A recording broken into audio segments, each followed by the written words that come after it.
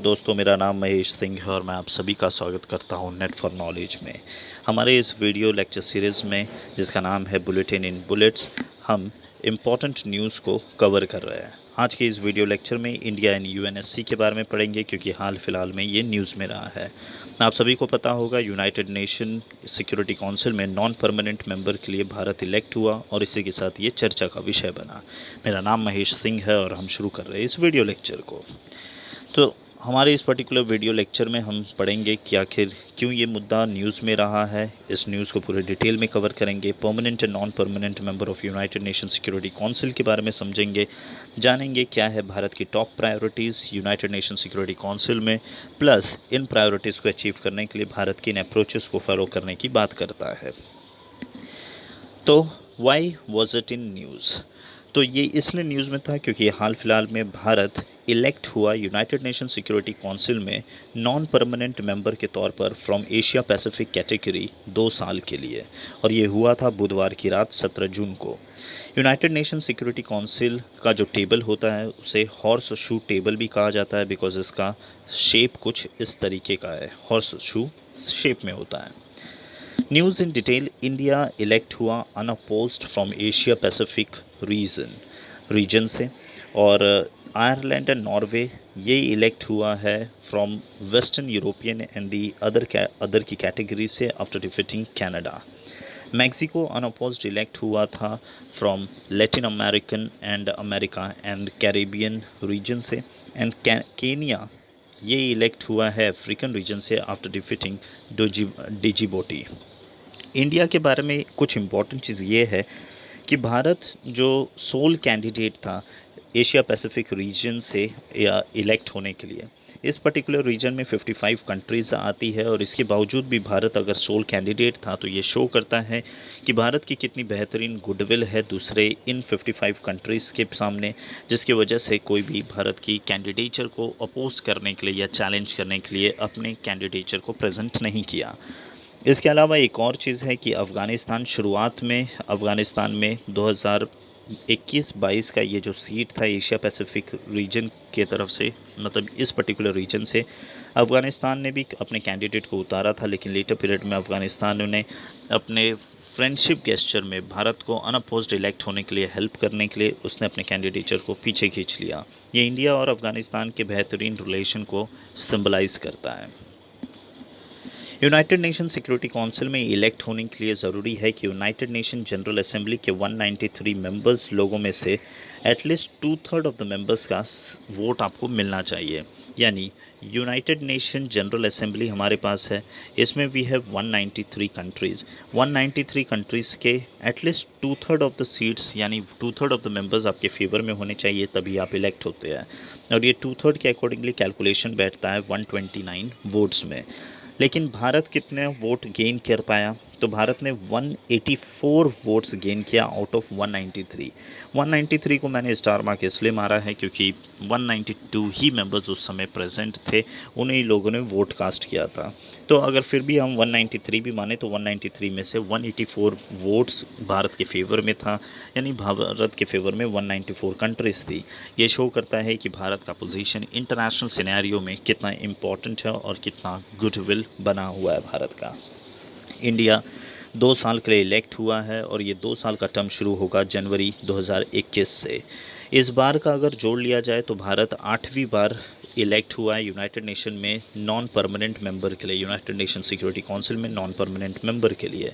इससे पहले वो 7 बार और भी हो चुका है, तो दिस वाज 8th टाइम।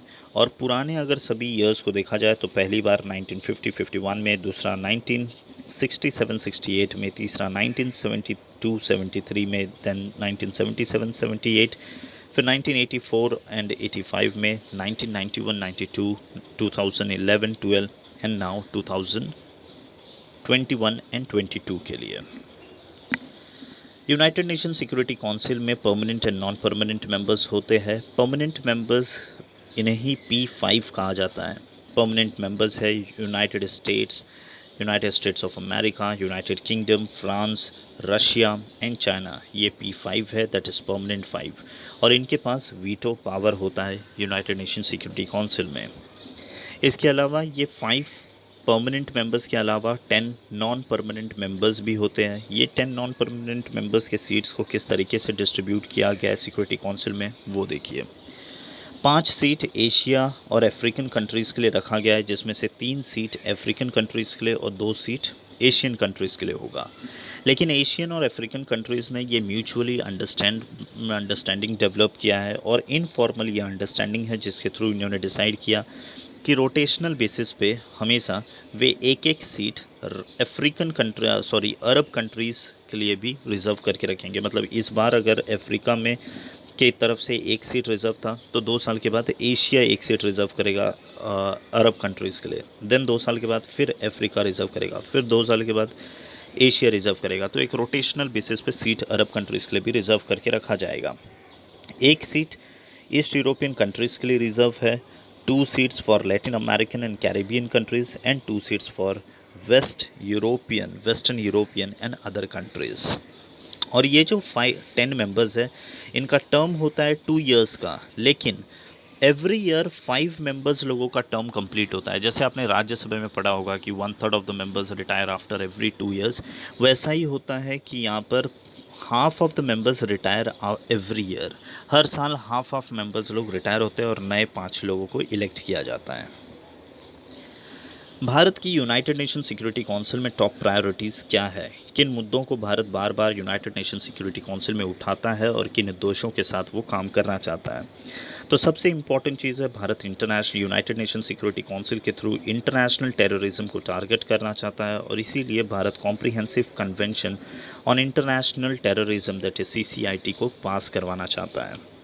इसके अलावा मल्टीलैटरल रिफॉर्म लाना चाहता है मल्टीलैटरलिज्म में, to reflect the contemporary realities. For example अगर आप UN की बात करें, UN भी 1945 में बना था, और आज भी जो इसका पिक्चर है वो 1945 को ही रिप्रेजेंट कर रहा है। आज की 21st सेंचुरी को ये रिप्रेजेंट नहीं कर पाता है, बिकॉज सोसाइटी चेंज हुआ लेकिन इसमें कोई रिफॉर्म नहीं हुआ। तो भारत इन रिफॉर्म्स की बात करता है और कहता है कि मल्टीलैटरल रिफॉर्म्स होना चाहिए मल्टीलैटरलिज्म में, ताकि to reflect the contemporary realities. Bharat United Nation में UN में रिफॉर्म की बात करता है, an expansion of security council, United Nation security council के एक्सपेंशन की भी बात करता है। इसके अलावा भारत के लिए जो टॉप प्रायोरिटीज़ में है वो है यूनाइटेड नेशन जो पीस कीपिंग ऑपरेशन है, इसमें ट्रांसपेरेंसी लाना है, streamlining this UN peace keeping operation and technology initiatives को भी इंट्रोड्यूस करना। अब क्वेश्चन है कि भारत उन ऑब्जेक्टिव्स को, उन प्रायोरिटीज़ को अचीव कैसे करेगा। तो इसके लिए भारत का है कुछ अप्रोच। भारत ने कुछ अप्रोच डेवलप किया, और ये अप्रोच कहाँ से पता चला, तो बेसिकली इलेक्शन से पहले ही भारत ने यूनाइटेड नेशन में जो ये इलेक्शन हुआ था उससे पहले अपना एक मैनिफेस्टो जारी किया, जिसमें उसने इन अप्रोचेस के बारे में घोषणा दिया। तो भारत के अप्रोच क्या होंगे यूनाइटेड नेशन सिक्योरिटी काउंसिल में इशू को टैकल करने के लिए, प्रायोरिटीज़ को या ऑब्जेक्टिव्स को अचीव करने के लिए। भारत एम्फसाइज करेगा S5 के ऊपर, यानी 5S के ऊपर। एक है सम्मान, संवाद, सहयोग, शांति एंड समृद्धि। सम्मान मीन्स रिस्पेक्ट, संवाद मीन्स डायलॉग, सहयोग कोऑपरेशन, शांति मीन्स पीस एंड समृद्धि मीन्स प्रॉस्पेरिटी। यानी भारत इन सारे चीज़ों के बेसिस पे सारी कंट्रीज़ के बीच में एक म्यूचुअल अंडरस्टैंडिंग डेवलप करना चाहता है। कोऑपरेटिव अप्रोच को यहाँ पर डेवलप किया जाएगा, सभी लोग मिलकर कलेक्टिवली काम करेंगे, एंड मल्टीलैटरलिज्म उन ऑब्जेक्टिव्स को हेल्प करने के लिए अचीव करेगा। ये भारत का एक नया पंचशील माना जा रहा है, this is the new Panchsheel. इसे प्रधानमंत्री मोदी ने ऐलान किया था। उसके बाद में आपने फॉरेन मिनिस्टर एस जयशंकर को भी सुना होगा, उन्होंने भी एम्फसाइज़ किया इन्हीं 5 बिंदुओं के ऊपर, जिसे न्यू पंचशील या फिर the Panchsheel in new version भी कहा जा रहा है। इस पंचशील के माध्यम से भारत किस दिशा में बढ़ रहा है, तो भारत का ये जो इस अप्रोच के थ्रू वो भारत नॉर्म्स को अचीव करना चाहता है, that is NORM। What is norm? So the norm is basically new orientation for the reformed multilateral system, यानी multilateralism लाना चाहता है। न्यू ओरिएंटेशन, एक न्यू पिक्चर प्रेजेंट करना चाहता है, न्यू प्रॉब्लम्स को न्यू तरीके से टैकल करना चाहता है। यानी जो हमने पहले पढ़ा था, टेररिज्म को टारगेट करना, मल्टीलैटरल रिफॉर्म लाना, transparency UN peace keeping mission में, उन्हीं सारी चीज़ों को आप कलेक्टिवली वन वर्ड में कह सकते हैं कि this is norm, new orientation for the reformed multilateral system. एक क्वेश्चन हमारे सामने ये भी आता है कि आखिर क्यों इस नॉर्म की ज़रूरत है। इसलिए ज़रूरत है कि बिकॉज़ जो नॉर्मल प्रोसेस है इंटरनेशनल गवर्नेंस का, वो समय के साथ दबाव में आता जा रहा है, वो इंक्रीजिंग स्ट्रेन में है। दबाव कैसा? क्योंकि वहाँ पर सिर्फ पर्टिकुलर कुछ स्पेसिफिक कंट्री का ही दबदबा चल रहा है और वो अपने अकॉर्डिंगली इस मल्टीलैटरल ऑर्गेनाइजेशन को डाइवर्ट कर देते हैं और वो थ्रू पिक्चर को या फिर थ्रू प्रॉब्लम को टैकल नहीं कर पाता है। इंस्टेड वो एक पर्टिकुलर नेशन के पर्टिकुलर इंटरेस्ट को ही सर्व करने के लिए ये मल्टीलैटरल ऑर्गेनाइजेशन अपने आप में सीमित रह जाता है। इसके अलावा global institution has remain unreformed and less representatives and hence it is unable to deliver. This is hence it is unable to deliver. और इसीलिए सिंस इसमें रिफॉर्म नहीं हुआ, ये प्रेजेंट कंटेम्प्रेरी पिक्चर प्रेजेंट नहीं कर रहा है और ये लेस रिप्रेजेंटेटिव है और समय के साथ ये जो सोसाइटी की मांग है, जो वर्ल्ड की मांग है, उसे उसको डिलीवर नहीं कर पा रहा है, उसको सॉल्यूशन प्रोवाइड नहीं कर पा रहा है। आई होप आपको ये वीडियो समझ में आया होगा। इसे एक बार गो थ्रू करिएगा। अगर आपको अच्छा लगा तो please give a like and do share with your friends. Subscribe to our channel. If you have any comment, do share with us. We will be happy to work on it. Thank you and have a nice day.